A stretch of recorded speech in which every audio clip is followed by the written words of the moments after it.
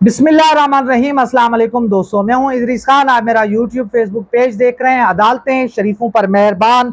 Open और shut case में वजीर आजम शहबाज शरीफ का खानदान बाइज्जत बरी। जिस तरह से हालिया दिनों में इस खानदान पर जिस तरह की नवाज़शात हो रही हैं, जिस तरह के इनके केसेस खत्म हो रहे हैं, ऐसे लग रहा है कि ये किसी मोजज़े से कम नहीं है।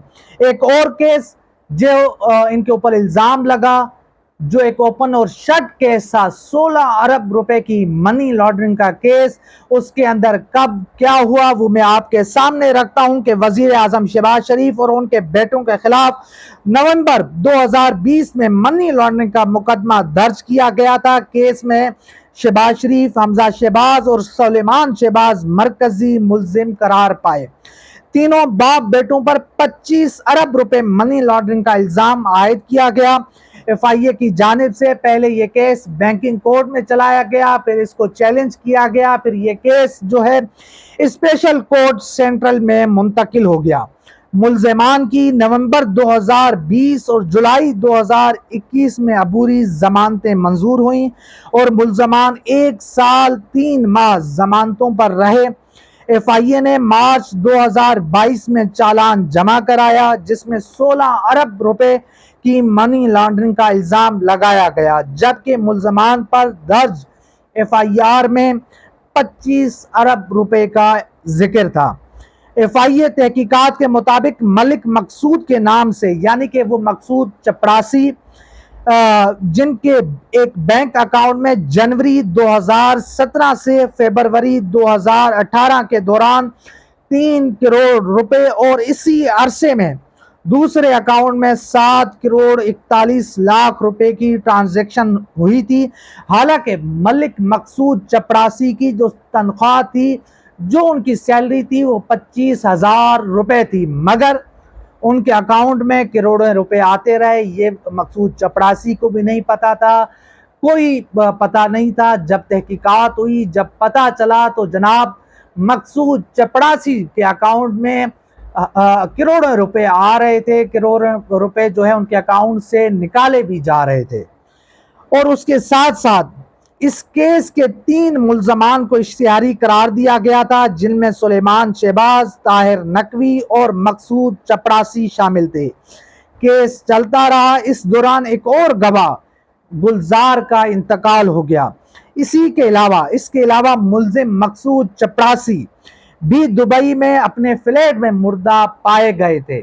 और इसके साथ साथ जो इस केस की या इस GIT के जो सरबराह थे डॉक्टर रिजवान, वो भी हार्ट अटैक की वजह से इंतकाल कर गए, जिसके हवाले से शहबाज गिल साहब ने कहा था कि मकसूद चपरासी, डॉक्टर रिजवान और नवीद, ये तीनों लोग शरीफों की मनी लॉन्ड्रिंग के अहम किरदार थे और तीनों को हार्ट अटैक हुआ।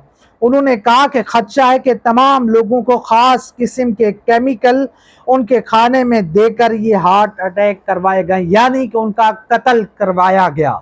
उसकी तहकीकात भी नहीं हुई। डॉक्टर रिजवान का इंतकाल हो गया, उसके बाद इसके ऊपर भी कोई साफ शफाफ तफ्तीश नहीं हुई कि आखिर वो किस तरह से मरे, आखिर ऐसा क्या हुआ कि उनको हार्ट अटैक हुआ। इसी तरह मकसूद चपरासी दुबई में एक फ्लैट के अंदर वो मुर्दा पाए गए, उनको वहाँ पर क्या हुआ, किस तरह से मरे, कोई पता नहीं है। बाकी जो मुल्ज़मान थे वो भी अपनी ज़िंदगी गवा बैठे, मगर शरीफ ख़ानदान बाइज्जत बरी हो गया। एक तरफ इमरान खान जो अदालतों के चक्कर काट रहे हैं, जो रोज़ाना अदालतों में पेश होते हैं, जिनके ऊपर कोई करप्शन का केस नहीं है, जिनके ऊपर कोई मनी लॉन्ड्रिंग का केस नहीं है, जिनके ऊपर कोई संगीन केसेस नहीं है, मगर उनके हवाले से एक और निज़ाम है, उनके हवाले से एक और अदालतें हैं, एक और जजेस हैं जो वार्निंग भी देते हैं, जो सख्त रिमार्क्स भी देते हैं। मगर दूसरी तरफ शरीफ ख़ानदान के हवाले से जिस तरह से फैसले आ रहे हैं, जिस तरह से अदलिया फैसले दे रही है, उन केसेस में भी उनको बाइज्जत बरी किया जा रहा है, जिस केसेस में वो पेश भी नहीं हो रहे। नवाज शरीफ अशतारी हैं, मुल्क से भागे हुए हैं, मफरूर हैं, मुजरिम हैं, सजा याफ्ता हैं। जब तक जो कानून है वो ये कहता है कि जब तक वो अदालत में सरेंडर नहीं करेंगे, जब तक وہ عدالت کے سامنے خود کو پیش نہیں کریں گے تب تک ان کو کوئی ریلیف نہیں مل سکتا۔ مگر ہم نے دیکھا کہ لاہور کی ایک عدالت نے ان کو ریلیف بھی دیا، پھر جس طرح سے انہوں نے اپنے فیصلے کے اندر جو چیزیں لکھی وہ بھی ایک تاریخ ہے۔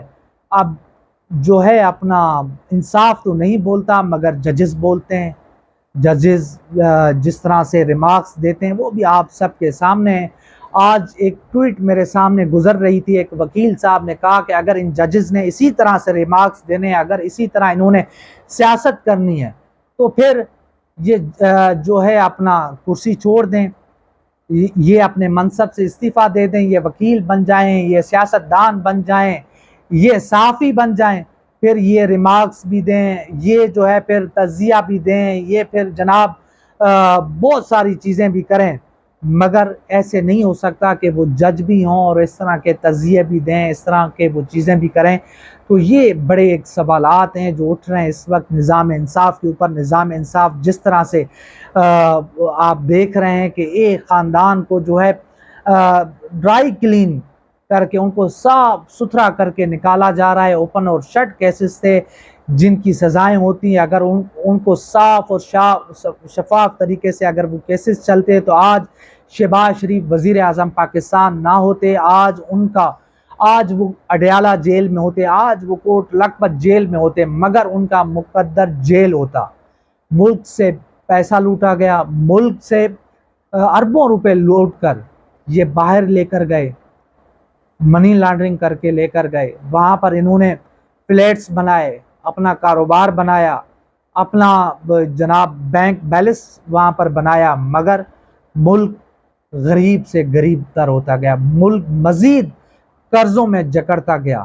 ان کا جب ان کو اقتدار ملا انہوں نے دونوں ہاتھوں سے لوٹا، انہوں نے خود بھی لوٹا، پھر ان کے جو درباری تھے انہوں نے بھی اس ملک کو لوٹا اور بڑی عیاشیاں کی۔ اب بھی دیکھیں ان کی عیاشیاں چل رہی ہیں، کوئی پوچھنے والا نہیں ہے۔ رجیم چینج کے بعد جو سہولت کار ہیں جن کے ذریعے یہ اقتدار میں آئے ہیں وہ ان کے ساتھ ہیں، ان کو گھبرانے کی ضرورت نہیں ہے۔ ملک جائے بھاڑ میں، عوام جائیں بھاڑ میں، کچھ بھی نہیں ہو سکتا، ان کا کوئی بال بیکا بھی نہیں کر سکتا، اور عدالتیں مجبور ہیں، ججز مجبور ہیں، ان کے فیصلے کوئی نہیں مان رہا، ان کے فیصلوں کو کوئی تسلیم نہیں کر رہا۔ یہ تو چند فیصلے ہیں جو ابھی سامنے، ابھی مزید فیصلے آنے ہیں۔ ہو سکتا ہے کہ نواز شریف کو وہاں سے ملک سے باہر بیٹھے ہوئے شاید ان کو ضمانت بھی مل جائے، حالانکہ وہ سزا یافتہ ہیں۔ جو قانونی ماہرین ہیں وہ تو یہ کہہ رہے ہیں کہ جب تک وہ جیل نہیں جاتے تب تک ان کو کوئی ریلیف نہیں مل سکتا۔ تو دیکھتے ہیں کہ کیا صورتحال بنتی ہے، کیا معاملات بنتے ہیں، کس طرح سے ان کو ڈرائی کلین کر کے نکالا جائے گا، کس طرح سے ان کو پھر دوبارہ وزیر اعظم پاکستان منتخب کروایا جائے گا، کیونکہ اس وقت کوششیں ہو رہی ہیں کہ کسی نہ کسی طریقے سے نواز شریف پاکستان آ جائیں، عمران خان صاحب کو جیل میں ڈال دیا جائے، ان کو نائل کر دیا جائے اور تحریک انصاف کے اوپر پابندی لگا دی جائے۔ اور آج اس کا ہم نے دیکھا کہ الیکشن کمیشن نے ایک لسٹ جاری کی، اس میں تحریک انصاف نہیں تھی، پھر انہوں نے کہا غلطی ہو گئی ہے، پھر دوبارہ لسٹ انہوں نے جاری کی، اس میں تحریک انصاف کو ڈالا گیا، عمران خان صاحب ان کے سربراہ تھے، چیئرمین تھے۔ تو یہ ایک صورتحال ہے جو میں آپ کے سامنے رکھ رہا ہوں، چیزیں بڑی گمبھیر ہیں، صورتحال ملک کی گمبھیر ہے۔ تو دیکھتے ہیں کہ معاملات کس طرف جاتے ہیں، اگلا ایک مہینہ بڑا اہم ہے اور اس کے اندر پتہ چل جائے گا کہ ملک کس طرف جائے گا اور صورتحال کس طرف جاتی ہے۔ تو جو بھی صورتحال بنتی ہے، جو بھی معاملات بنتے ہیں وہ آپ کے سامنے رکھیں گے۔ تو انشاءاللہ ملتے ہیں اگلی ویڈیو میں، تب تک کے لیے اللہ حافظ۔